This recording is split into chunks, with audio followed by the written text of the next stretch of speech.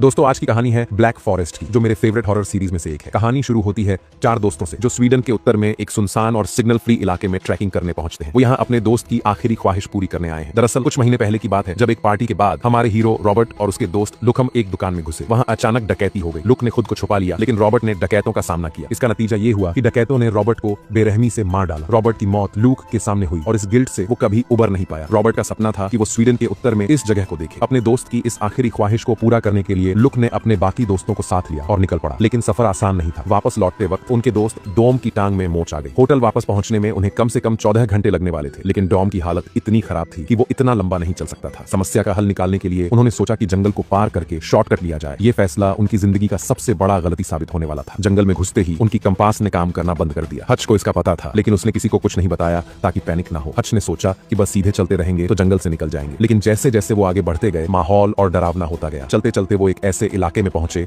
जहां एक पेड़ से एक काले भालू का शव लटका हुआ था। उसका पेट फाड़ा गया था और खून अभी भी जमीन पर टपक रहा था। ये देखकर सबके रोंगटे खड़े हो गए। उन्होंने सोचा कि ये शायद किसी शिकारी का काम होगा और जल्दी से वहां से निकल गए। पर इससे भी बुरा तब हुआ जब रात होने लगी और जंगल में तेज बारिश शुरू हो गई। बारिश से बचने के लिए उन्हें जंगल के बीच एक छोटी सी झोपड़ी मिली। उन्होंने सोचा कि वहां रुककर रात बिताई जाए और सुबह होते ही आगे बढ़ा जाए। जब फिल ऊपर की मंजिल पर यह चेक करने गया कि कोई है या नहीं, तो उसने एक अजीबो गरीब चीज देखी। वहां एक बिना सिर वाला पुआल का पुतला था जिसके हाथ में हिरन के सींग थे। फिल ने बाकी सभी को बुलाया। सबने उसे देखा और ये समझ नहीं पाए कि ये किसके लिए बनाया गया था। फिल ने इसे काले जादू का हिस्सा बताया, लेकिन लुक ने उसे टोक दिया और कहा कि डराने की जरूरत नहीं है। हालांकि वहां का माहौल इतना अजीब था कि किसी की हिम्मत नहीं हुई कि वो वहां ज्यादा देर रुके। जब वो नीचे आए तो सबने इस पुतले के बारे में चर्चा की। हच ने कहा कि ये शायद नॉर्थ यूरोप के किसी धर्म के किसी रीति रिवाज का हिस्सा होगा। रात के सन्नाटे में जब सब सोने की कोशिश कर रहे थे, तभी अजीब घटनाएं होने लगी। लुक को लगा जैसे कोई सफेद रोशनी उसकी आंखों पर चमक रही हो। जब उसने बाहर जाकर देखा तो उसे लगा कि वो फिर से उसी दुकान में है जहां रॉबर्ट मारा गया था। लुक को यह समझ नहीं आ रहा था कि वो सपना देख रहा है या ये हकीकत है। तभी उसने देखा कि उसके सीने पर गहरे पंजों के निशान पड़ चुके हैं। झोपड़ी के अंदर से किसी की तेज चीख सुनाई दी। लुक भागकर अंदर गया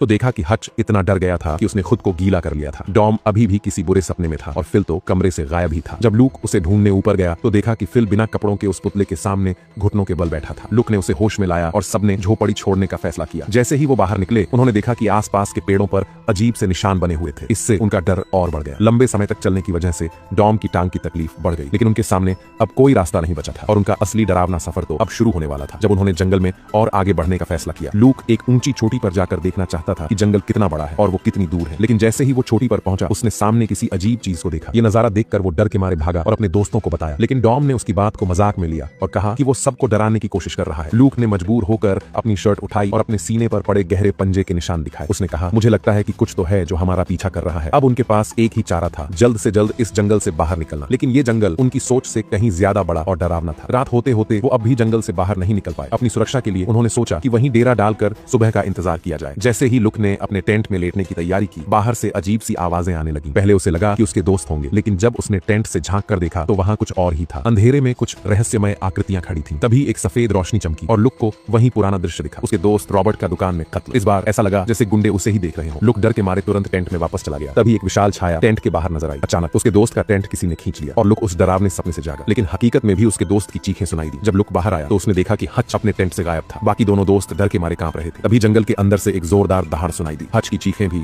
उसी ओर से आ रही थी। बिना कुछ सोचे वो सब हच को ढूंढने के लिए दौड़ पड़े। पूरी रात ढूंढने के बावजूद न हच मिला और न ही जंगल से बाहर जाने का रास्ता। सुबह तक थक हार कर उन्होंने फैसला किया कि पहले यहाँ से बाहर निकलना चाहिए और फिर मदद लेकर वापस आना चाहिए। उन्होंने वही दिशा पकड़ी जो शुरुआत में तय की थी। चलते चलते वो एक ढलान पर पहुंचे और वहां का नजारा देखकर सबके होश उड़ गए। हच की लाश पेड़ से लटकी हुई थी, ठीक वैसे ही जैसे उन्होंने पहले उस काले भालू को देखा था। उसका पेट चीरा हुआ था और अंदर से सब कुछ निकाल दिया गया था। सबके चेहरे पर डर साफ झलक रहा था। उन्हें अब ये समझ आ गया था कि उनके पीछे कोई है। डर के बावजूद उन्होंने हच की लाश को नीचे उतारा। उसके पास से कंपास और नक्शा लिया। बिना औजारों के उन्होंने लाश को पेड़ की टहनियों से ढक दिया। तभी दूर पहाड़ी पर उन्हें एक परछाई दिखाई दी। वो कोई और नहीं बल्कि वही खतरनाक जीव था जो उनका पीछा कर रहा था। आधे दिन तक चलने के बाद वो एक ऊंची चोटी पर पहुंचे। लुक ने वहां से जंगल के आखिर तक देखा और खुशी से दोस्तों को यह खबर दी। लेकिन तभी उसकी नजर अपने जेब के कंपास पर पड़ी। वो अब सही दिशा दिखा रहा था, लेकिन ध्यान देने वाली बात यह थी कि पहाड़ी के नीचे आग जल रही थी। लुक ने जब ये सब बताया तो उसने देखा कि अवी कुछ खोजने की कोशिश कर रहा था। तभी अचानक एक विशाल जीव ने फिल को पकड़ लिया और उसे जंगल में घसीटते हुए ले गया। लुक उसके पीछे भागा, लेकिन वहां सिर्फ एक टॉर्च पड़ी मिली। फिल गायब हो चुका था। जैसे ही उसने वो टॉर्च उठाई, पीछे से एक आवाज आई। लुक ने टॉर्च की रोशनी में देखा कि डॉम एक पेड़ के पीछे छिपा हुआ था। डॉम ने उसे बताया कि फिल को एक जीव खींच कर ले गया था। अब सिर्फ लुक और डॉम बचे थे। दोनों ने फैसला किया कि जल्द से जल्द इस जगह से भागा जाए। भागते भागते उन्हें एक रोशनी से जलती हुई रास्ता मिली और उस पर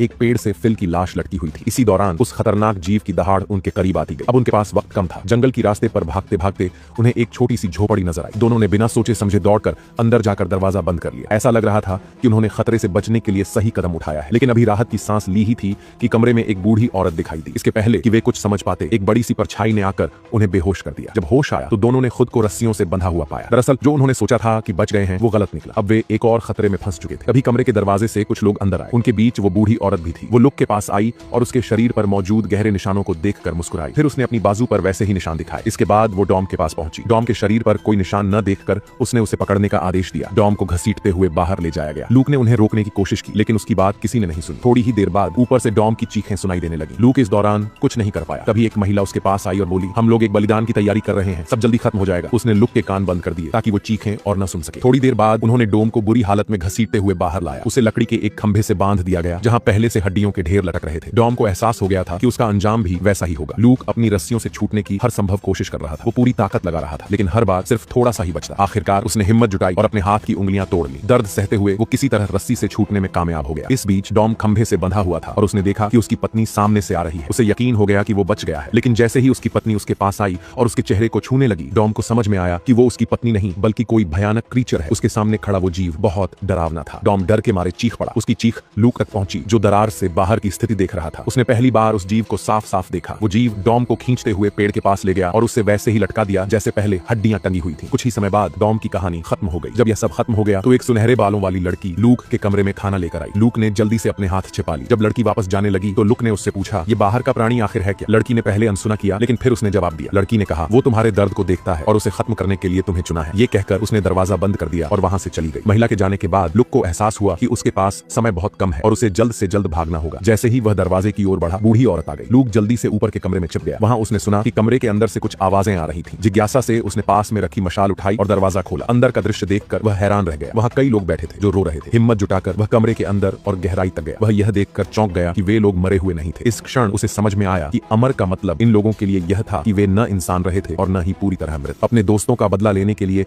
लुक ने मशाल उठाकर उन्हें जलाना शुरू कर दिया। इसी दौरान उस भयानक क्रीचर को यह एहसास हो गया कि उसके सभी अनुयायी खत्म हो रहे हैं। गुस्से से भरा प्राणी तेजी से वहां की ओर भागा। डर के मारे बाकी लोग जमीन पर घुटनों के बल बैठ गए और लूक की ओर देखने की भी हिम्मत नहीं कर सके। लूक ने गोदाम से एक राइफल उठाई और आत्मरक्षा के लिए तैयार हो गया। जैसे ही वह बाहर निकलने वाला था, उसने देखा कि क्रीचर दरवाजे पर खड़ा था। लूक ने तुरंत साइड वाले दरवाजे से भागने की कोशिश की। बहुत मुश्किल से भागते भागते उसने दूर देखा कि क्रीचर ने एक महिला की लाश उठा रखी थी। लूक ने अपना गुस्सा शांत कर प्राणी पर ध्यान दिए बिना मौका देखकर राइफल उठाई और उसे गोली मार दी। गोली चलाने के बाद क्रीचर ने लूक को देख लिया और अब उसका लक्ष्य लूक बन गया। लूक ने अपनी पूरी ताकत से भागने की कोशिश की, लेकिन 2 पैरों वाला इंसान 4 पैरों वाले क्रीचर से तेज नहीं दौड़ सकता। जल्द ही क्रीचर ने उसे पकड़ लिया और उसकी जोरदार दहाड़ सुनाई दी। लूक को क्रीचर ने भ्रम में डाल दिया। उसने देखा कि उसके पीछे पीछे रोशनी की एक कतार सी चल रही है। अजीब क्रीचर अब उसके और करीब आ चुका था। लूक ने ज्यादा न सोचते हुए उल्टे पांव दौड़ना शुरू कर दिया। जैसे ही वह एक दुकान के पास पहुंचा, क्रीचर ने दूसरी तरफ से उसे टक्कर मार दी। लूक के हाथ से कुल्हाड़ी गिर गई। लूक ने देखा कि प्राणी उसके ठीक पीछे खड़ा है। जैसे ही वह चलने की कोशिश करता, क्रीचर उसे पकड़कर जमीन पर गिरा देता और उसे अपनी गुलामी स्वीकार करने पर मजबूर करता। क्रीचर ने अनुष्ठान करना शुरू किया, लेकिन तभी लूक ने जमीन पर पड़ी कुल्हाड़ी देखी। लूक ने कुल्हाड़ी उठाई और जैसे ही क्रीचर ने उसे दबाने की कोशिश की, उसने कुल्हाड़ी से क्रीचर पर जोरदार हमला कर दिया। क्रीचर दर्द में कराहने लगा। लूक ने मौके का फायदा उठाकर जंगल की ओर दौड़ लगा दी। जल्द ही उसने जंगल पार कर लिया। पीछे मुड़कर देखा तो उसे समझ आया कि क्रीचर शायद जंगल के बाहर नहीं आ सकता। लूक ने गुस्से में प्राणी की ओर देखकर जोर से चिल्लाया, अपने दोस्त की मौत का बदला लेते हुए। आखिरकार लूक ही अकेला जीवित रह पाया और इस भयावह जंगल से बाहर निकल सका। क्रीचर ने को इसलिए चुना था क्योंकि उसने सबके सपनों को देखा था और लुक के मन के डर और उसके कमजोर इरादों का पता लगाया था। लेकिन लुक ने अपनी कमजोरी पर जीत हासिल की और उस क्रिएचर को हरा दिया। फिल्म यहीं समाप्त होती है।